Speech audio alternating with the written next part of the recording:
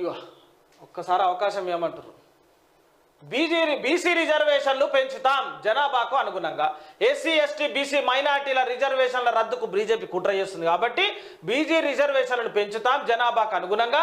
ఆ పార్టీని రాష్ట్రం నుంచి బహిష్కరించాలి. బీఆర్ఎస్ బీజేపీ మధ్య చీకటి ఒప్పందం ఉంది. కారు కార్ఖానకు వెళ్ళింది, ఇక తిరిగి రాదు. ఎల్బీ నగర్ మల్కాజ్గిరి రోడ్ షోలలో రేవంత్ రెడ్డి మాట్లాడినటువంటి మాటలు. జనాభాకు అనుగుణంగా బీసీ రిజర్వేషన్లు పెంచేలా వారికి అవసరమైన నిధులు కేటాయించేలా కాంగ్రెస్ ప్రభుత్వం ముందుకెళ్తుందని సీఎం రేవంత్ రెడ్డి అన్నారు. ఎల్బీ నగర్ మల్కాజ్గిరిలో ఆదివారం నిర్వహించిన రోడ్ షోలో మాట్లాడిన ఆయన బీఆర్ఎస్ బీజేపీపై విమర్శలు గుప్పించారు.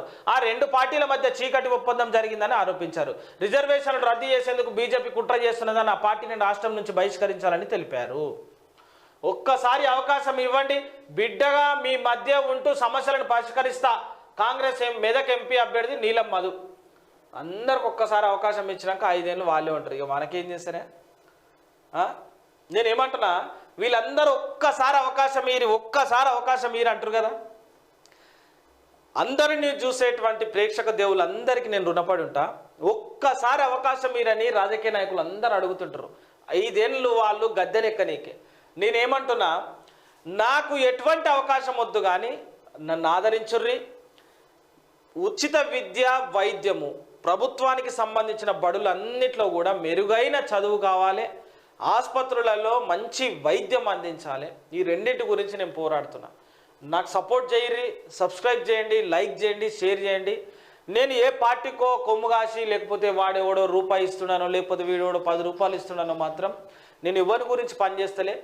నాలాంటి నేను పడుతున్నటువంటి బాధలు, ఇప్పుడు కూడా పడుతున్నటువంటి బాధలు, నాలాంటి వాళ్ళు ఎంతోమంది పడుతున్నటువంటి బాధల గురించి, ఆ బాధలు తీర్చేటువంటి దిశగా నేను ఎన్నో సంవత్సరాల నుంచి మీడియా రంగంలో ఉండి ఎవరు చేయలేనిది ఏ ఛానల్ కూడా ఎంతవరకు రాసినా అంతే ఒక లిమిట్ని రాస్తుంది కాబట్టి అవన్నీ చెప్పుకోవద్దు. నేను ఓపెన్గా మాట్లాడటకే అందరి న్యూస్ ఛానల్ పెట్టినా.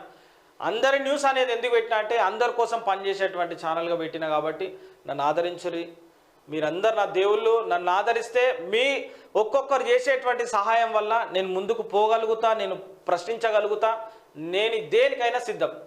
నన్ను ఎవడేం చేసినా సిద్ధం. కానీ నన్ను ఆదరించుర్రి, సపోర్ట్ చేయరి. అందరి న్యూస్ ఛానల్ని సపోర్ట్ చేస్తే మీరు చేసేటువంటి ఒక సపోర్ట్, ఒక లైక్, ఒక సబ్స్క్రైబ్ చాలన్నా.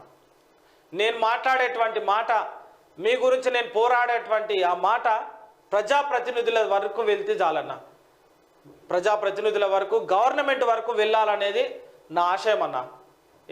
ఎంతోమంది రిపోర్టర్లు యూట్యూబ్ ఛానల్ పెట్టుకున్నారు, ఎన్నో చేస్తున్నారన్న. చెయ్యాలి, అందరు పోరాడాలి. కానీ నా పోరాటం ఏంటంటే, నేను ఇప్పటికి పడుతున్న బాధ, పిల్లల పట్ల విద్య, సరైన విద్యను అందించాలంటే లక్షలు పెట్టాల్సి వస్తుందన్న.